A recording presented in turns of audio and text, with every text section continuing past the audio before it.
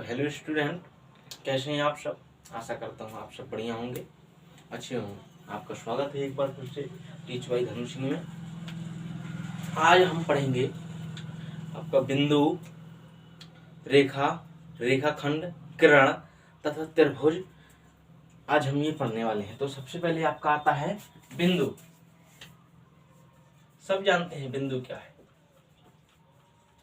देखिए ये आपका बिल्कुल बेसिक है, आधार पाठ्यक्रम है, इसे इंग्लिश में पॉइंट बोलते हैं। ठीक है, जैसे ये अपन ने रख दिया। अब ये आपका एक बिंदु है।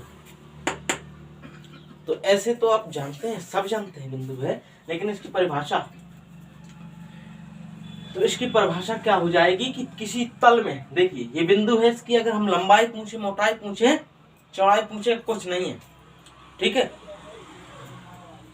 तो इसका हो जाएगा कि किसी तल में वह चिन्ह जिसकी लंबाई, चौड़ाई तथा मोटाई ना हो, परंतु उसकी स्थिति, उसका यानी कि स्थान होता है। यहाँ पर कोई बिंदु है वो अलग होगा, और यहाँ पर कोई बिंदु है वो है अलग होगा। उसकी स्थिति अलग होगी और उसकी स्थिति अलग होगी। अगर उसका फिर कुछ ना हो तो अस्तित्व ही क्यों, इसलिए उसका स्थिति होती है। तो इसकी परिभाषा हो जाएगी कि वह किसी तल में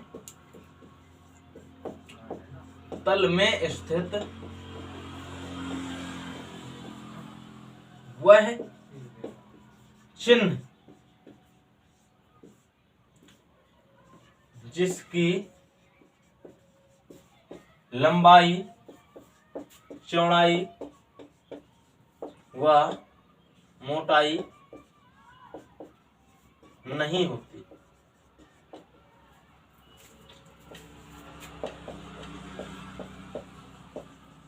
परंतु उसकी उस तल में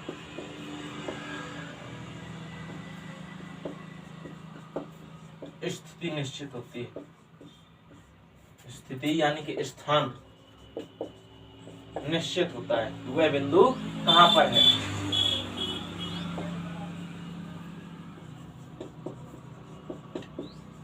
ठीक है, ये आपका हुआ बिंदु। जैसे अपन ने रख दिया कोई एक, ये माना कि ये अपना एक तल है। अब यहाँ पर देखिए अपन ग्राफ में लेते हैं, तो ये यहाँ पर कोई बिंदु है ना, इसमें देखिए ना लंबाई, चौड़ाई, मोटाई कुछ भी नहीं, परंतु उसका स्थान है। अगर यहाँ पर अपन देखें चतुर्थांश की दृष्टि से, ग्राफ की दृष्टि से, तो देखिए पहले चतुर्थांश में अगर बिंदु का स्थान बदल दोगे तो देखिए बिंदु बदल जाएगा। ये बिंदु माना कि ए है, ये बी है, यहाँ पर ये सी है, तो स्थान बदल रहा है, तो देखिए बिंदु बदल रहा है, और इसमें ना लंबाई, चौड़ाई, मोटाई कुछ भी नहीं है। बिंदु का केवल स्थान होता है, इसकी एक विशेष स्थिति होती है कि इसकी स्थिति कहाँ है, ये कहाँ पर स्थित है। ठीक है, तो ये आपका हुआ एक बिंदु। ठीक है, अब देखिए पहले समझ लीजिए, परिभाषाएं हम बाद में लिखा देंगे। देखिए आपका एक बिंदु, ये आपका एक बिंदु है। अब इसी तल में अपन ने एक बिंदु और लिया। ठीक है, अब अपन इन दोनों को मिला दें, तो ऐसे देखिए दो तरीके से मिलाया जा सकता है। ये मिला दिया, कोई समस्या नहीं है। ऐसे ये दो बिंदु हैं, इन्हें इस प्रकार से भी मिला सकते हैं। देखिए मिलाया तो दोनों प्रकार से। तो अपन जानते हैं कि दो बिंदुओं को मिलाने पर क्या होता है, एक रेखा प्राप्त होती है। यह एक रेखा है, परंतु यह भी एक रेखा है। ये कैसी आपकी एक सीधी रेखा है, इसे बोलते हैं सरल रेखा। सरल रेखा, जबकि इसे बोलेंगे क्या, वक्र रेखा। रेखा ये भी है, क्योंकि परिभाषा क्या है, दो बिंदुओं को मिलाने पर रेखा प्राप्त होती है। देखिए दो बिंदु यहां पर भी है, इसे भी मिलाया, ये भी रेखा है, ये भी रेखा है, परंतु ये सरल रेखा है और ये वक्र रेखा है। ये वक्र रेखा है आपकी। दूसरी बात, अब आते हैं अपन ये एक बिंदु है, ठीक है, एक दूसरा बिंदु है, तीसरा बिंदु है, चौथा बिंदु है, इस प्रकार से इन सभी बिंदुओं को मिला दो, क्या बनेगा ये बनेगी आपकी किरण। इसे इस ओर चाहे जितनी दूर तक बढ़ाया जा सकता है, यानी कि एक ऐसी लकीर जो कई बिंदुओं से होकर बनती है, यानी कि कई सारे बिंदुओं से बनने वाली लकीर, जिसे एक ओर बढ़ाया जा सकता है, इसे पीछे की ओर नहीं बढ़ाया जा सकता है, जिसे एक ओर बढ़ाया जा सकता है वो आपकी कहलाएगी किरण, और जिसे दोनों ओर बढ़ाया जा सकता है वो कहलाएगी रेखा, ठीक है। तो अब आते हैं अपन परिभाषा में। सबसे पहले अपन आएंगे रेखा में। रेखा यानी लाइन, लाइन बोलते हैं इसे, ठीक है। तो दो बिंदुओं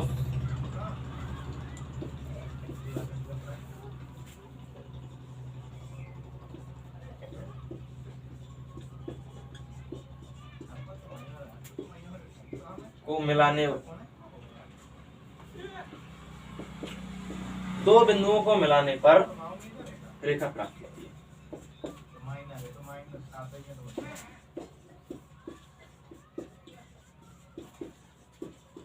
ठीक है, ये आपकी रेखा इस प्रकार से, जैसे माना बिंदु ए ये है और बी ये है, ये आपकी कहलाएगी रेखा, ठीक है। अब रेखा के बाद अपन पढ़ते हैं किरण। तो आपको क्या पढ़ना है? किरण। ये आपका बहुत ही छोटी क्लासों में, चौथी, पांचवी, छठवीं में दिया जाता है, जिसे अपन ध्यान से नहीं पढ़ते हैं तो आगे जाकर के दिक्कत होती है। और प्रत्येक किसी भी किताब में गणित की देखना, रेखा और कोण का चैप्टर अवश्य होगा, रेखा और कोण के चैप्टर अवश्य होते हैं। देखिए, तो अपन देखते हैं किरण, इसे बोलते हैं रे। रे मीन्स होता है किरण, ठीक है। किरण क्या होती है कि कई बिंदुओं से मिलकर, कई बिंदुओं से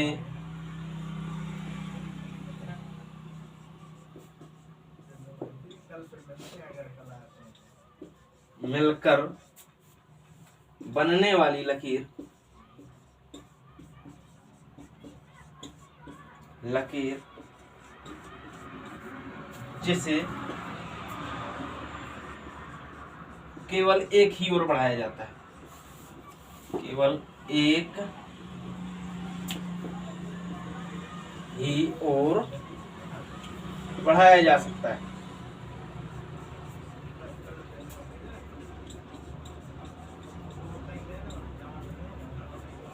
ये कहलाती है आपकी किरण।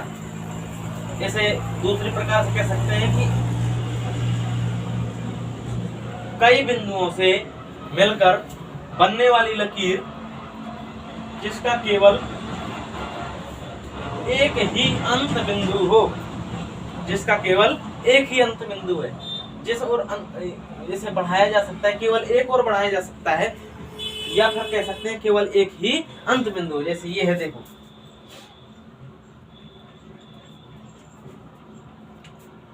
ये आपकी रेखा, इसे इस प्रकार बढ़ाया जा सकता है, ये किरण, ये आपकी कहलाती है किरण। तो आप लोग इसका जल्दी से स्क्रीनशॉट लीजिए। इसके बाद अपन पढ़ेंगे आपका रेखाखंड, कोण तथा त्रिभुज। आप लोग इसके जल्दी से स्क्रीनशॉट ले सकते हैं। हाँ, तो देखेंगे अपन अब अपन देखेंगे रेखाखंड। इसे इंग्लिश में बोलते हैं लाइन सेगमेंट। खंड, खंड मीन्स होता है भाग, छोटा भाग या टुकड़ा। तो यानी कि रेखा का वह खंड, रेखा का एक खंड है, इसकी परिभाषा पहले लिखा रहे, रेखा का वह खंड या वह भाग जिसे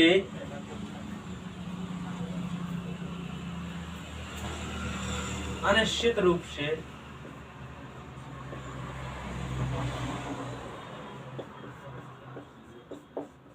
दोनों ओर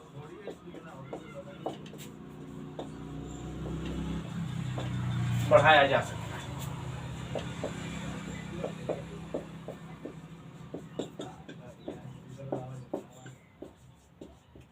ठीक है, जैसे कि आपका ये हुआ, अगर इसमें दोनों ओर आप अंतः बिंदु बना देंगे, ये आपकी हो जाएगी रेखा। ठीक है, ये आपकी हो जाएगी रेखा।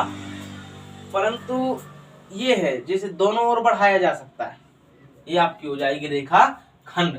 अगर इस प्रकार से ये बिंदु यहाँ पर पॉइंटेड कर दोगे तो ये हो जाएगी आपकी सोरी रेखा, और इस प्रकार से तीर लगा दोगे, यानी ये इन तीरों का मतलब होता है कि ये इस ओर बढ़ रही है और ये इस ओर बढ़ रही है। इस प्रकार से ये आपका हो गया रेखा खंड, रेखा का एक भाग। नाम दिए जा सकते हैं सेम, बोलेंगे इसे भी ए बी, इसे भी ए बी, इसे बोलेंगे रेखा ए बी, इसे बोलेंगे रेखा खंड ए बी। ठीक है, तो आपका ये हुआ रेखा खंड।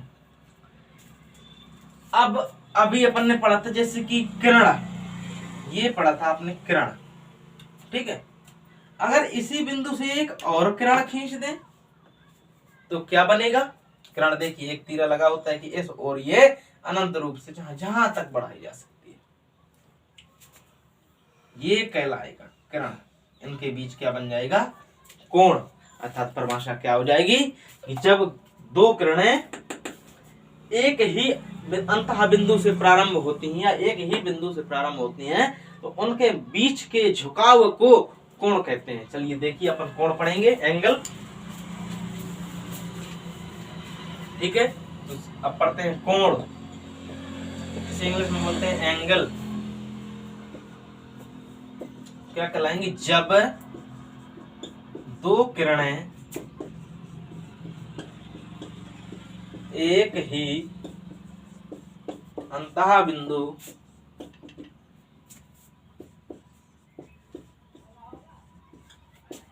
से प्रारंभ होती हैं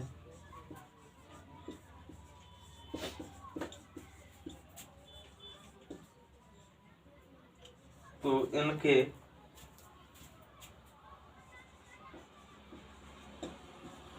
मध्य के झुकाव को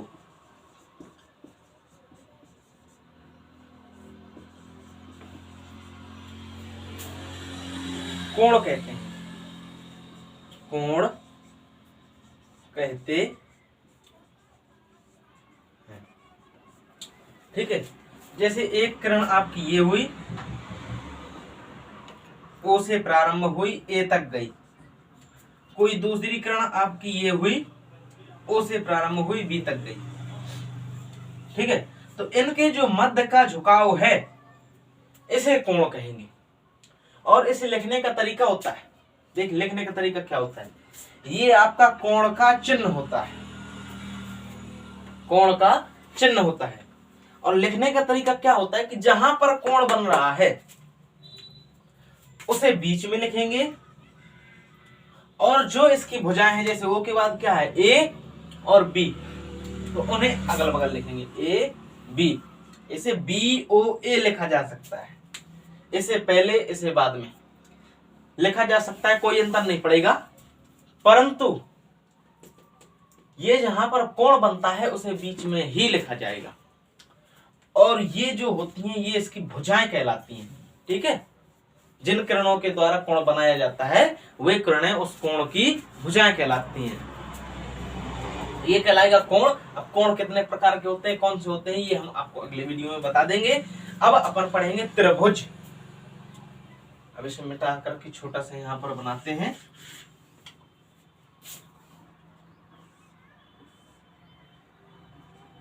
ए ओ बी, कोण ए ओ बी। ठीक है, अब लिखेंगे अपन त्रिभुज, त्रिभुज। ठीक है, ट्रायंगल।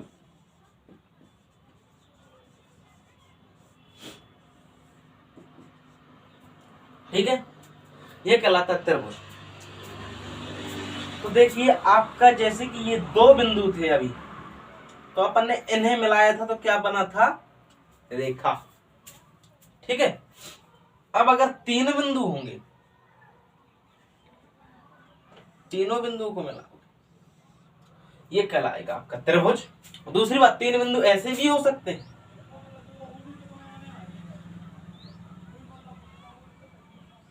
देखिए तीन बिंदुओं को तो मिला है लेकिन दैट इज नॉट ट्रायंगल, ये त्रिभुज नहीं है। यहाँ भी 3 बिंदुओं को मिलाया, ये त्रिभुज है।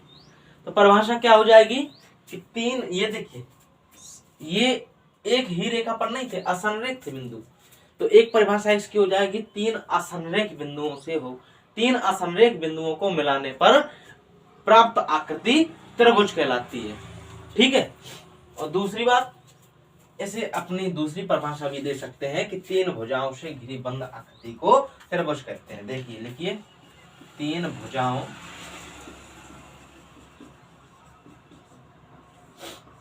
से घिरी हुई बंद आकृति को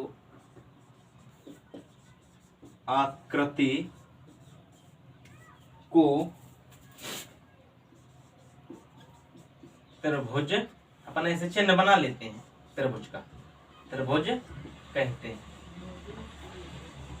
या फिर इसकी परिभाषा क्या और हो जाएगी कि 3 असंरेख बिंदु। अब संरेख और असंरेख क्या कहलाते हैं? सीधा सा अर्थ है, संरेख समान रेखा, एक ही रेखा पर स्थित बिंदु संरेख कहलाएंगे, और असंरेख जो बिंदु एक ही रेखा पर स्थित ना हो। तो असंरेख बिंदुओं के लिए क्या होगा कि अपन को 3 बिंदु होना आवश्यक है, कम से कम 3 बिंदु होने चाहिए, क्योंकि 2 बिंदु तो चाहे ऐसे रखो तो ये एक रेखा में होंगे, ऐसे रखो तो एक रेखा में होंगे, परंतु 3 बिंदु होने चाहिए। जैसे कि ये है, अगर इस प्रकार से तो एक रेखा में है, अगर थोड़ी सा भी डिस्टर्ब हो रहा है एक बिंदु तो वे एक त्रिभुज का निर्माण करेंगे। ठीक है, ये कहलाएंगे आपके असंरेख बिंदु। तो या करके इसकी परिभाषा और लिख लीजिए, या 3 असंरेख बिंदुओं को, असंरेख बिंदुओं को मिलाने पर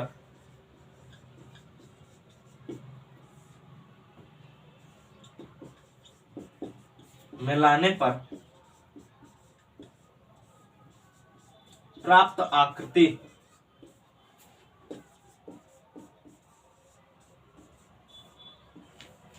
त्रिभुज कहलाती है।